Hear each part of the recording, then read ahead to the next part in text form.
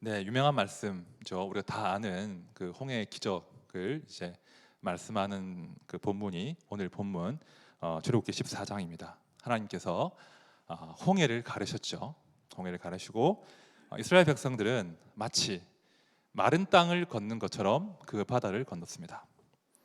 그리고 이스라엘을 추격하던 바로의 군대들은 그 바다 한가운데서 수장되었습니다. 그것이 우리가 알고 있는 홍해 사건의 전말이죠. 출애굽기 14장 28절을 보시면 이 장면을 이렇게 묘사하고 있는데요. 물이 다시 흘러 병거들과 기병들을 덮되 그들의 뒤를 따라 바다에 들어간 바로의 군대를 다 덮으니 하나도 남지 아니하였더라.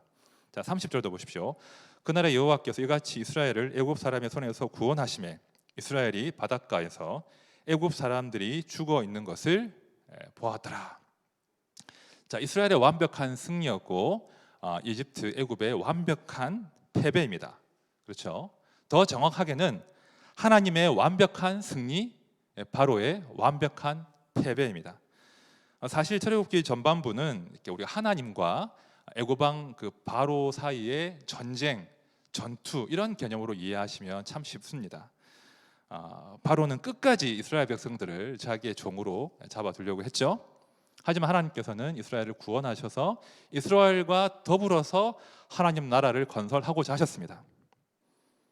그러니까 이스라엘 백성들을 사이에 두고 이 바로와 이 여호와 하나님 사이에서 이제 치열한 전투가 벌어진 것이죠. 자, 오늘 14장까지가 바로 그런 내용입니다. 그래서 어떤 주석가는 평가하기를 출애굽기는 두 왕국 사이의 충돌이다 이런 평가를 했습니다. 출애굽기는 두 왕국, 두 왕 사이의 충돌이다, 전쟁이다 이렇게 풀이를 했거든요. 그리고 오늘 읽은 이 14장은요, 이 하나님과 바로 사이의 그 전쟁의 대미를 장식하는 마지막 전투 이렇게 풀이하시면 되겠습니다. 자, 그런데 이렇게 14장의 이제 마지막 전투를 이제 볼 텐데요. 이 전투를 보기 전에 이 전쟁 전체의 배경을 이해하는 게 참으로 중요합니다. 전쟁 전체를 이해해야 한다는 것이죠.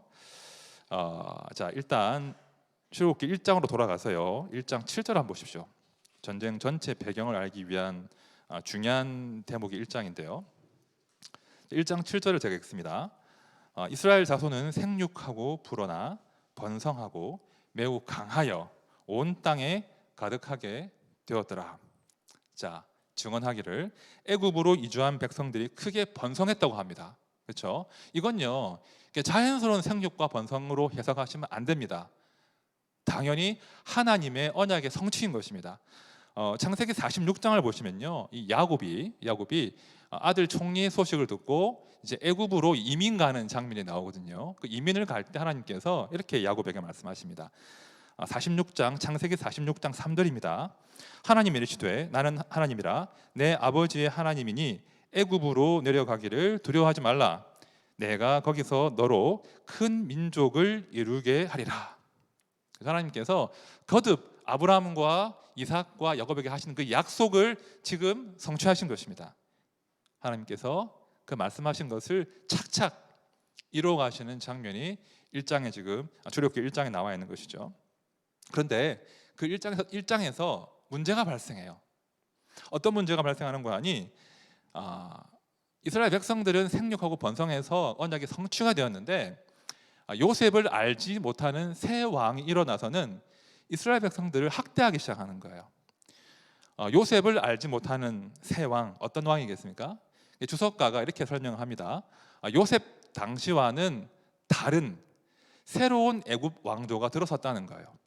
그러니까 이 새로운 이집트 왕조가 보기에 이스라엘 백성들은 이전 왕조와 협력을 했던 현재의 왕조에는 적대적인 그런 민족이라는 거예요. 그렇지 않습니까? 이전의 왕조에서 총리를 배출한 가문이기 때문에 새로운 왕조 입장에서는 이 야곱의 가문, 요셉의 가문들이 아주 꺼려질 수밖에 없는, 우리에게 언제나 등을 돌릴 수 있는 그런 집단으로 이해했다는 거예요. 그래서 이 새로운 왕조가 들어서자마자 이스라엘에 대해서 호의적인 정책이 아니라 적대적인 정책을 바꾸었다는 것이죠. 그래서 이스라엘을 노예로 삼고 마침내는 대규모 토목 공사에 이들을 동원하기 시작합니다. 자, 출애굽기 1장 10절과 11절 보십시오. 자, 우리가 그들에게 대하여 지혜롭게 하자. 두렵건대 그들이 더 많게 되면 전쟁이 일어날 때에 우리 대적과 합하여 우리와 싸우고 이 땅에서 나갈까 하노라 하고 감독들을 그들 위에 세우고 그들에게 무거운 짐을 지워 괴롭게 하여 그들에게 바로를 위하여 국고성 비돔과 람셋을 건축하게 하니라. 그죠? 자, 1장을 정리를 하면 하나님의 원래 계획은 그 이스라엘을 통해서 야곱의 후손들을 통해서 천하 만민이 복을 받도록 하는 것이었는데 그 이스라엘이 복이 되기는커녕 학대당하고 강제 노동에 동원되는 그런 불쌍한 노예들이 되었다는 거예요. 그러니까 1장에서 하나님의 계획과 이 바로의 계획이 정면으로 충돌하는 장면이 지금 묘사되고 있는 것이죠. 그렇죠? 하나님의 계획과 이 바로의 계획이 정면 충돌하는 것입니다. 자, 사실 우리가 그 쉽게 뭐 애굽, 뭐 바로 이렇게 가볍게 이야기하지만 그 당시에 그 이집트는 고대 근동을 포함해서 당대 최고의 국가였어요. 최고의 문명 국가였고 최고 강력한 강대국이었고 그 강대국의 최고 통치자가 바로입니다. 그렇죠? 그 바로가 이스라엘을 학대하고 종으로 부리고 있는 거예요. 자, 그런 면에서 출애굽기 1장을 읽는 독자들은요, 읽을 때 이런 질문을 반드시 던져야 합니다. 성경을 볼 때 질문을 잘 던져야 되는데 이거예요. 과연 하나님께서는 당대 최고의 권력자인 바로와의 대결에서 당신의 백성들을 건져낼 수 있는 능력이 있는가?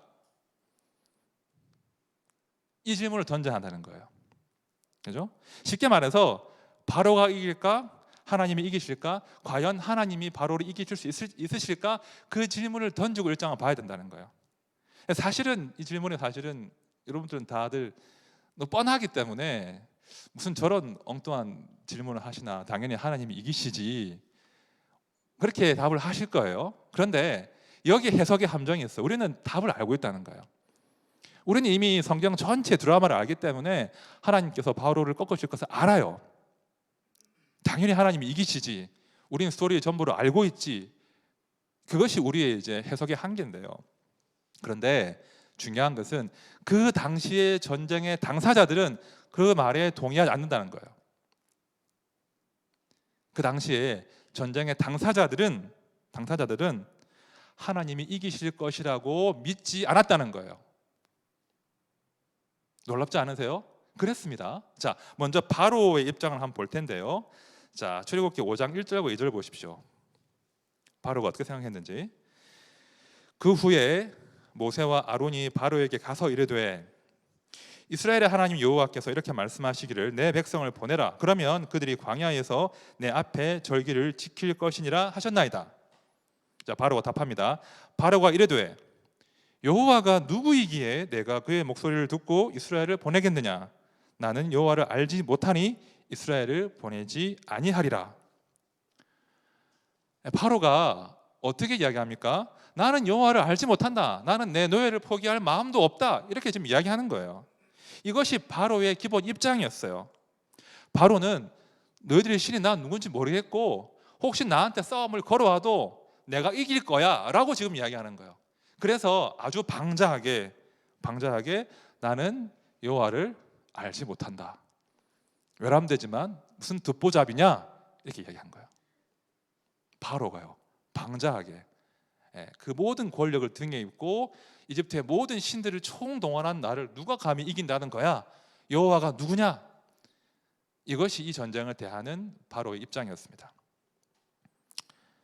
자, 이스라엘 백성도 마찬가지였습니다. 이스라엘 백성도 이 전쟁에 대해서 하나님께 낙관적으로 승부를 걸지 않았어요.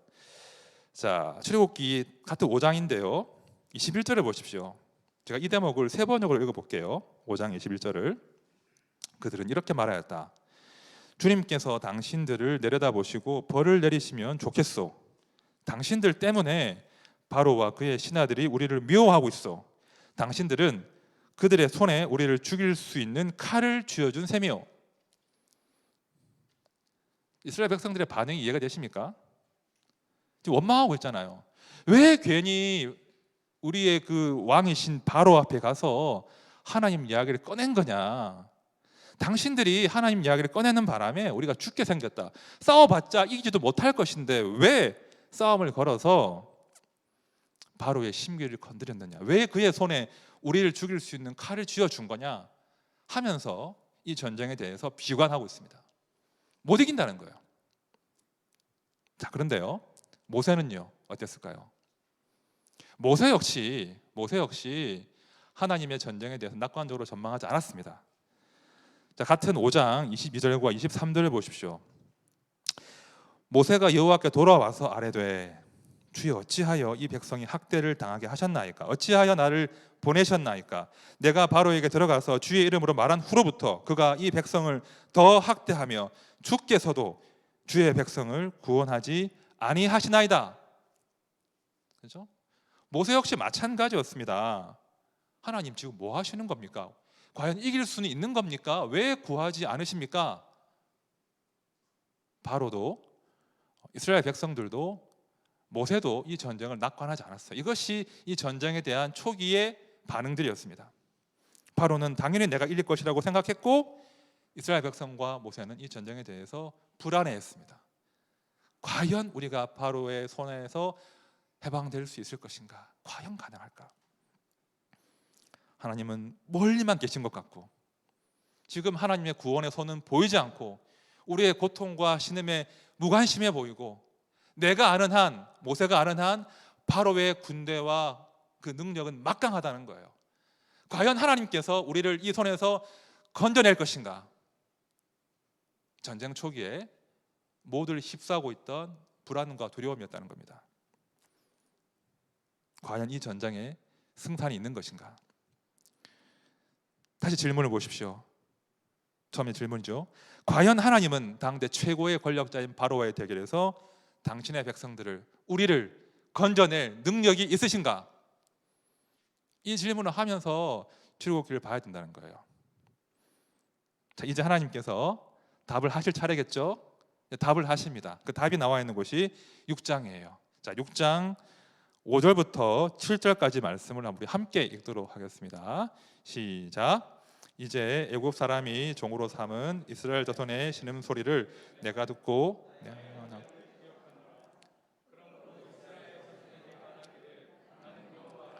내가 애굽 사람의 무거운 짐 밑에서 너희를 빼내며 그들의 노역에서 너희를 건지며 편팔과 여러 큰 심판들로서 너희를 속량하여 너희를 내 백성으로 삼고 나는 너희의 하나님이 되리니 나는 애굽 사람의 무거운 짐 밑에서 너희를 빼낸 너희의 하나님 여호와인 줄 너희가 알지라. 여러분, 하나님의 대답이 무엇입니까? 7절 마지막에 담겨 있죠. 그 정수가 너희의 하나님 여호와인 줄 너희가 알게 될 것이다. 모르겠다고? 내가 누군지 모르겠다고? 전쟁에 확신이 없다고? 이제 두고 볼 것이다. 이제 내가 여호와임을, 너희의 하나님 여호와임을 너희로 하여금 알게 하겠다. 이것이 하나님의 답변입니다. 바로도 몰랐습니다. 그죠? 하나님을. 이스라엘도 몰랐습니다. 하나님을. 모세 또한 몰랐습니다. 하나님이 어떤 하나님이신지, 그분이 어떤 능력의 소유자이신지, 그분이 어떤 열정과 의지로 당신의 백성들을 구속하실지 그들은 감히 몰랐다는 거예요. 모르고 함부로 떠들었어요. 모르고 함부로 낙심하고 원망했다는 거예요. 이제 하나님께서 그래, 내가 보여줄게. 내가 누구인지, 어떤 하나님인지, 어떤 능력으로 너희를 구원하는지 내가 보여줄게 라고 지금 행동을 시작하십니다. 자, 7장 이후가 그런 내용이거든요. 7장 이후로 하나님께서 이제 10가지 재앙을 차례로 내리십니다. 내리시는데요, 이 10가지 재앙 다 아시죠? 다 암송하고 하지 않나요? 이 10가지 재앙은요, 단순한 재앙으로 볼 수 없습니다. 이게 신학적인 의미가 담긴 것인데 다 풀 수는 없지만 단순한 재앙이 아니라, 단순한 심판이 아니라 그 애굽을 지배하고 있던 바로가 의지하던 그 우상들에 대한 심판으로 해석해야 됩니다. 하나님께서 하나씩 바로가 의지하던 우상들을 제거하시는 장면이 10가지 재앙, 이렇게 이해하시면 되는 거예요. 그리고 그렇게 하나씩 우상들을 제압하시면서 하나님께서 이런 말들을 하십니다. 제가 총 5군데를 뽑아봤는데요, 한번 같이 읽어볼게요. 시작. 내가 이로 말미암아 나를 여호와인 줄 알리라. 우리 하나님 여호와와 같은 이가 없는 줄을 알게 하리니 온 천하에 나와 같은 자가 없음을 내게 알게 하리라. 세상이 여호와께 속한 줄을 왕이 알리이다. 애굽의 모든 신을 내가 심판하리라. 나는 여호와라. 하나님께서 작심하고 지금 말씀하시는 거예요. 바로 네가 나를 모르겠다고? 나를 모르겠다고? 이스라엘 너희가 나를 모르겠다고? 내가 보여줄게. 하나씩 그 적들을 제압하시면서 내가 여호와인 줄 알게 하겠다. 온 천하에 나만이 하나님 됨을 너희에게 알게 하겠다. 작심하고 보여주시는 거예요. 무려 10번의 전투에서, 그렇죠? 10번의 재앙 가운데 하나님께서 압승을 거두시지 않습니까? 열장을 통해 하나님께서 애굽을 철저하게 심판하셨고 하나님의 승리를, 하나님의 존재를 보여주셨습니다. 자, 그런데요, 이쯤 하면 이제 바로가 손을 들어야 되는데 잠깐 손을 들기도 했죠. 그런데 그 10번의 패배에도 불구하고 10번의 심판에도 불구하고 바로는요 항복하지 않았습니다. 끝까지 이스라엘을 포기하지 않는 거예요. 자기 노예 삼는 것을 포기하지 않았다고요. 그래서 오늘 홍해 사건이 벌어진 겁니다. 애굽이, 바로가 끝까지 하나님의 뜻에 거역하고 하나님의 백성들을 놓아주지 않아서 벌어진 사건이 오늘 우리가 읽은 14장의 홍해 사건이라는 거예요. 자, 출애굽기 14장 5절을 보십시오. 그 백성이 도망한 사실이 애굽 왕에게 알려짐에 바로와 그의 신하들이 그 백성에 대하여 마음이 변하이르되 우리가 어찌 이같이 하여 이스라엘을 우리를 섬김에서 놓아 보내었는가 하고, 우리를 섬김에서 놓아 보내었는가 하고. 여러분, 이것이 바로의 집착인 거예요. 마지막까지, 끝까지 하나님 백성들을 자기 종으로 삼으려고 합니다. 여러분, 이 바로 혹은 애굽이 상징하는 것이 무엇이겠습니까? 마지막까지 우리를 종으로 부리려고 하는 이 바로와 애굽이 상징하는 것이 무엇이겠습니까? 바로 하나님을 대적하는 왕국이죠. 하나님을 대적하는 악의 왕국, 사단의 왕국이에요. 이미 출애굽을 했는데, 이미 하나님의 소유로 인쳤는데, 하나님의 백성들이 되었는데 여전히 마귀는 우리를 죄와 사망의 법으로 올가매려고 합니다. 이걸 꼭 기억하셔야 돼요. 신분이 바뀌었지만 마귀는 놓치지 않는다고요. 끝까지 우리를 물고 늘어진다는 거예요. 그리고 그런 마귀가 가장 즐겨 사용하는 무기가 뭔고 하니까 바로 두려움이에요. 두려움. 마귀가요, 우리를 지배하기 위해서 가장 즐겨 사용하는 무기가 바로 두려움인 것이죠. 자, 14장 10절 보십시오. 바로가 가까이 올 때 이스라엘 자손이 눈을 들어 본즉 봤죠. 애굽 사람들이 자기들 뒤에 이른지라 이스라엘 자손이 심히 두려워하여 여호와께 부르짖고. 바로의 군대가 딱 눈에 들어오니까 그들이 일으키는 그 굉음과 그 말들의 그 먼지가 막 눈에 보이니까 이제 두려움이 엄습합니다. 이스라엘을 지배하기 시작하죠. 여러분, 두려움에 압도당하고 지배당하면 하나님이 보이지 않습니다. 이게 제일 문제예요. 두려움에 지배당하면 하나님이 보이지 않습니다. 여러분, 두려움은 하나님과 우리 사이를 갈라놓는 아주 고약한 감정이에요. 사실 이 두려움은요, 하나님을 떠난 인간들에게 생긴 일종의 질병 같은 것입니다. 하나님의 창조 시에 우리를 두려워하는 존재를 만들지 않으셨어요. 근데 하나님을 떠난 그 인간들에게 생긴 일종의 병증 같은 것이 두려움이라는 거예요. 제가 종종 말씀드리는데요, 아담이 선악과를 따먹고 제일 처음 그 아담을 지배하는 감정이 두려움이었지 않습니까? 그렇죠? 창세기 3장 10절 이르되 내가 동산에서 하나님의 소리를 듣고 내가 벗었으므로 두려워하여 숨었나이다. 죄를 짓고, 그렇죠? 하나님을 떠나서 아담을 제일 처음 지배하는 감정이 두려움이었어요. 그러니까 하나님은요, 이 두려움을 굉장히 미워하세요. 미워하실 수밖에 없죠.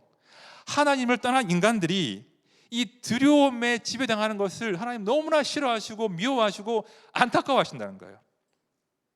이 두려움은요, 그래서 사단의 공격 무기임과 동시에 하나님께서 가장 미워하시고 가장 진멸하기를 원하시는 우리의 감정이라는 거예요. 이해되십니까? 사단의 공격 무기임과 동시에 하나님께서 이 두려움이라는 감정을 굉장히 미워하시고 진멸하기를 좋아하신다는 거예요. 즐겨하신다는 거예요. 그 두려움을. 우리 하나님은 자기 백성들이 이 두려움이란 감정, 이 종의 감정이거든요. 죄인의 감정이거든요. 이 두려움이란 감정에 지배당하는 것을 원치 않으십니다. 정말 미워하십니다. 여러분, 그런데 미워하시는데 왜 하나님께서 이들을 두려움 가운데 빠지게 하셨습니까? 그걸 좀 한번 마지막으로 알아보자는 겁니다. 왜 하나님께서 이스라엘 백성들을 굳이 홍해 앞에 진치게 하시고 뒤로는 바다가 있고, 그렇죠? 앞으로는 군대가 쳐들어오는 그런 상황을 마주하게 하십니까? 사실은요, 출애굽기 13장 17절을 보면 이스라엘 백성들이 가나안 땅으로 갈 수 있는 좋은 길이 있었습니다. 광야의 길이 아니라 이 지중해를 따라 올라가면 돼요. 지중해를 따라서 올라가면 해변에 좋은 길로 가나안 땅에 입성할 수 있습니다. 그런데 왜 굳이 하나님께서 그 좋은 길을 마다하고 이스라엘을 홍해 앞에 진치게 하시고 바로의 추격권에 들게 하셨냐고요. 왜 그들을 두려움 가운데 가두셨냐고, 이 질문을 한번 풀어봐야 됩니다. 왜 하나님께서 이스라엘을 큰 두려움 가운데, 그토록 미워하시는 두려움의 감정 가운데 휩싸이게 하십니까? 그 이유를 파악하자는 거예요. 그게 정말 중요합니다. 하나님은요, 이 두려움을 완벽히 제압하시길 원하셨던 거예요. 조금의 미련도 남기지 않고 이 두려움을 완벽히 제압하기 위해서 잠깐 그들을 두려움 가운데 처하게 하신 겁니다. 이스라엘의 목전에서, 그들의 눈앞에서 그들을 괴롭히던, 그들을 압제하던 그 바로의 군대를 완벽하게 진멸하시고 제압하시기 위해서 그들을 불러들이신 거예요. 그들의 눈앞으로 그 두려움의 대상을 소환하신 거예요. 그리고 그들의 눈앞에서 홍해를 가르시고 그들을 홍해 가운데 들어오게 하시고 그들을 홍해 가운데 수장시키심으로 이스라엘의 목전에서 자신들의 두려움이 진멸당하는 그 광경을, 그 무서운 광경을 보게 하신 것입니다. 더 이상 두려움이 너희들을 추격하거나 지배할 수 없음을 하나님께서 선명하게 보여주시기 위해서 그들을 잠깐 두려움 가운데 빠지게 하신 겁니다. 그리고는 그 두려움을 완벽하게, 완전히 진멸하십니다. 자, 출애굽기 14장 13절과 14절을 보십시오. 모세가 백성에게 이르되 너희는 두려워하지 말고 가만히 서서 여호와께서 오늘 너희를 위하여 행하시는 구원을 보라. 너희가 오늘 본 애굽 사람을 영원히 다시 보지 아니하리라. 여호와께서 너희를 위하여 싸우시리니 너희는 가만히 있을지니라. 영원히 다시 보지 아니하리라. 이 말씀을 성취하시기 위해서 그들을 두려움 가운데 잠깐 머물게 하신 것입니다. 여러분, 우리는요, 우리를 두렵게 만드는 것의 종으로 살 수밖에 없는 존재예요. 다시요, 우리가 두려워하는 것이 우리의 주인 됩니다. 어려운 이야기 아니죠?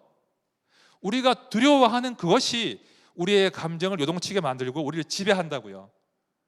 우리 하나님께서는 자기 백성들을 사로잡고 있던 그 바로의 군대, 그 바로의 두려움에서 해방시켜 주시기 위해서 그 두려움을 지금 심판하신 것입니다. 그리고 우리가 다 아는 대로 그 심판이 성취가 되어서 애굽의 모든 군대가 홍해 바다 가운데 진멸되었습니다. 그래서 백성의 두려움이 무엇으로 바뀌었습니까? 하나님을 경외하는 마음으로 바뀐 거예요. 자, 14장 31절 보십시오. 이스라엘이 여호와께서 애굽 사람들에게 행하신 그 큰 능력을 보았으므로 백성이 여호와를 경외하며 여호와와 그의 종 모세를 믿었더라. 이 경외도요, 두려움과 같은 종류의 단어거든요. 근데 그 세상을 향한, 바로를 향한 두려움을 여호와 하나님을 향한 경외심으로 바꿔주셨다는 거예요. 이것이 홍해 사건을 기억하신 목적인 것이죠. 이제는 애굽의 바로를 두려워하는 사람들이 아니라 오직 여호와 하나님만을 두려워하는, 하나님만을 사랑하는, 그와 함께 있기를 즐거워하는 하나님을 경외하는 백성 되었으면 좋겠다. 그래서 그들의 두려움의 근원을 완벽하게 제압하신 것입니다. 그래서 그들이 결국 두려움이 아니라 하나님을 경외하는 마음을 살도록 만드신 것이죠. 이제 말씀을 정리할 텐데요, 몇 가지 적용을 해보겠습니다. 사람은 누구나 전쟁을 치르고 사는 것 같아요. 그렇죠? 말을 다 할 수는 없지만 사람은 누구나 자기만의 전쟁이 있습니다. 내가 전쟁 치른다는 증거가 뭐냐면 우리 안에 불쑥불쑥 생기는 그 두려움이거든요. 두려움이 혹은 염려와 불안이 우리 안에 어떤 전쟁이 벌어지고 있음을 증명하는 그런 감정들이거든요.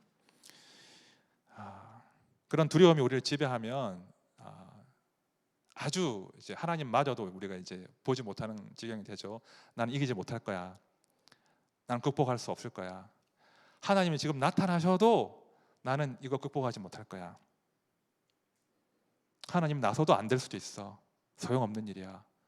아주 우리가 두려움에 빠지면 그렇게 하나님도 보지 못하고 두려움 가운데 갇힐 수 있습니다. 그런데요, 하나 기억하실 것은 이 두려움이 우리를 무너지게 할 수도 있지만 성도의 두려움은요, 하나님이 그 성도의 인생에 개입하시는 통로가 된다는 거예요. 그거 기억하십시오.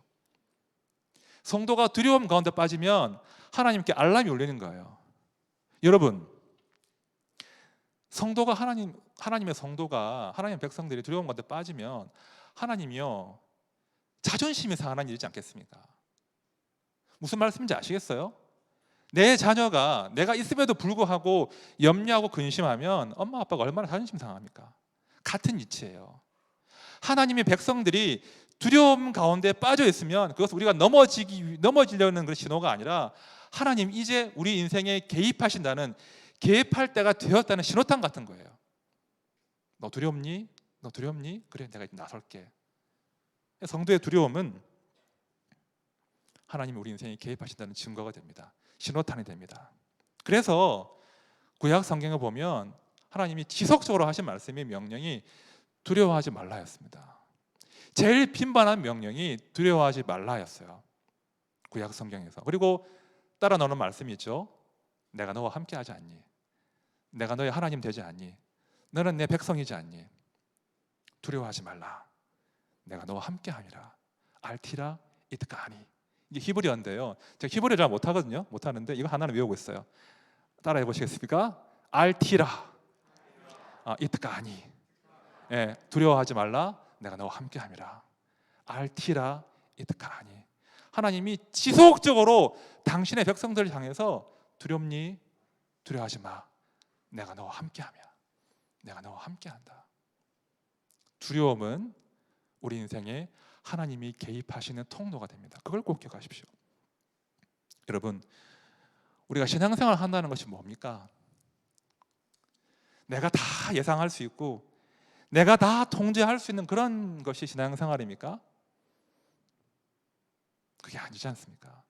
우리가 신앙생활을 한다는 것은요, 불확실함이 있고 두려움이 있고 불안의 요소가 있지만 그럼에도 불구하고 하나님 나와 함께 하시니 그 두려움에 당당히 맞서는, 하나님과 함께 그 모험 떠나는 것이 신앙생활입니다. 여러분, 우리가 분립을 준비할 때 얼마나 두려웠습니까?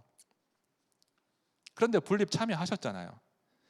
두려움이 제거되어서, 불확실함이 제거되어서, 불안이 완전히 사라져서 안 목사가 너무나 믿어서 함께 하신 겁니까? 아니죠. 저 또한 그렇지 않거든요.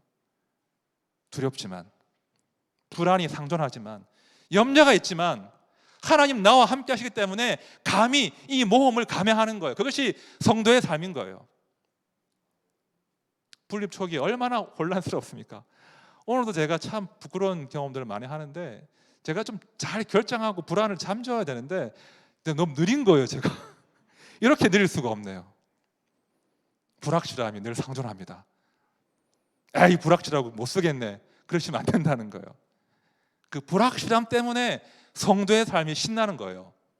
그 두려움 때문에 성도의 삶이 하나님과 함께하는 모험이 될 수 있는 거예요. 그것이 성도의 삶입니다. 그것이 우리 분립교회의 묘미 아니겠습니까?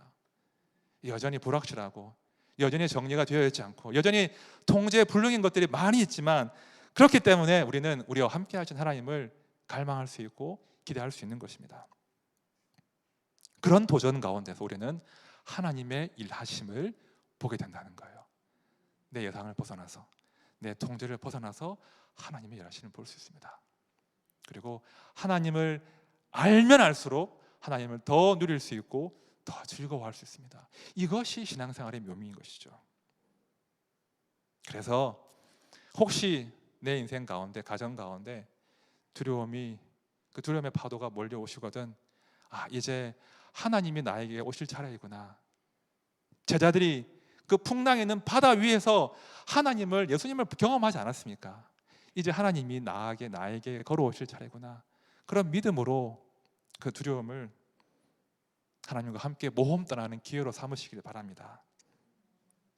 우리 가운데 어떤 두려움이 있습니까? 지금 어떤 전쟁 중에 계십니까? 우리 하나님께 우리의 두려움도, 우리의 전쟁도 좀 맡겨드리면 좋겠습니다. 그래서 우리가 염려와 불안과 두려움 때문에 무너지지 않고 그 두려움을 오히려 하나님과 함께하는 신나는 모험으로 바꿔내는 그 모험의 여정에서 하나님을 더 깊이 알아가는 모두가 되시기를 진심으로 축원드립니다. 함께 찬양할 텐데요. 좀 오래된 찬양이긴 한데 제가 너무 좋아하는 찬양입니다. 세상의 유혹 시험이, 이런 찬양이 있는데요. 모두가 치르는 전쟁 아니겠습니까? 근데 이왕이면 그 전쟁 내 힘으로 치르지 말고 하나님께 맡겨드리면 좋겠습니다. 하나님, 이 전쟁 내 힘으로 감당할 수 없습니다. 제가 제 힘으로 이 두려움과 염려와 불안을 떨쳐낼 수가 없습니다.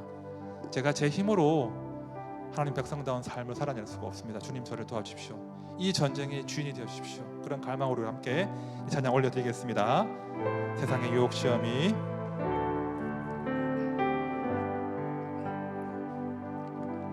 세상의 유혹 시험이 내게 몰려올 때에 나의 힘으론 그것들 모두 이길 수 없네. 거대한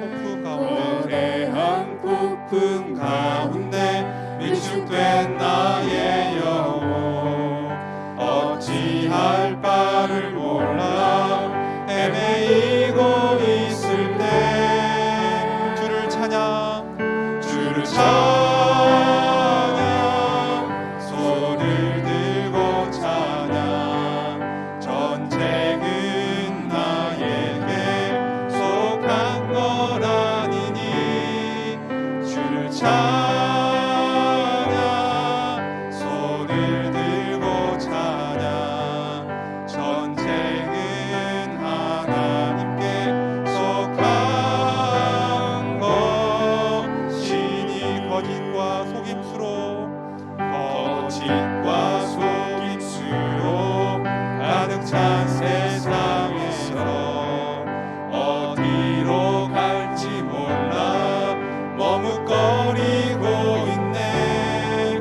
공중의 권세 잡은 자 지금도 우리는 실패와 절망으로 넘어뜨리려 하네. 우리 주를 찬양합시다. 주를 찬양, 손을 들고 찬양. 전쟁은 나에게 속한 것 아니니 주를 찬양, 손을 들고 찬양. 전쟁은 하나님께 속한 것이니. 주위를 둘러보면 아무도 없는 듯 믿음의 눈을 들면 보이는 분 계시네. 지금도 내 안에서 역사하고 계시는 사망과 어둠의 권세 물리치신 예수 찬양 손을 들고 찬양 전쟁은 나에게 속한 것 아니니 주 찬양 손을 들고 찬양 전쟁은 하나님께 속한 것이니. 우리 한 번 더 고백합시다. 주를 찬양, 주를 찬양 손을 들고 찬양 전쟁은 나에게 속한 것 아니니 주를 찬양 손을 들고 찬양 전쟁은 하나님께 속한 것이니. 우리 기도합시다. 하나님께서 우리에게 원하시는 것은 어린아이와 같은 믿음입니다. 어린아이들은요, 자신의 두려움과 자신의 불안들을 숨기지 않습니다. 근데 많은 경우 우리는 너무 하나님 앞에서 체면을 차리는 것 같아요. 우리 안에 정말 큰 두려움이 있고 불안이 있는데 그것을 주님께 가감없이 내어드려야 되는데 숨길 때가 참 많은 것 같습니다. 하나님, 우리 기도합시다. 하나님, 제 안에 이런 두려움이 있습니다. 이런 못난 두려움이 있습니다. 이런 불안이 있습니다. 이런 공격이 시시때대로 벌어집니다. 하나님, 저를 좀 도와주십시오. 제가 이 두려움을 주님께 올려드립니다. 이제 이 두려움이 하나님이 내 인생에 개입하시는 통로가 되기를 소원합니다. 내 건강에 대해서, 내 자녀에 대해서, 우리 집안의 경제적인 상황에 대해서, 우리 부모님의 건강에 대해서, 우리 아이들의 미래와 장래에 대해서 하나님, 제 마음 가운데 두려움과 염려가 있습니다. 주님, 이 두려움을 주님께 올려드립니다. 이 두려움이 하나님이 일하시는 통로가 되기를 소원합니다. 우리 함께 간절히 기도하겠습니다.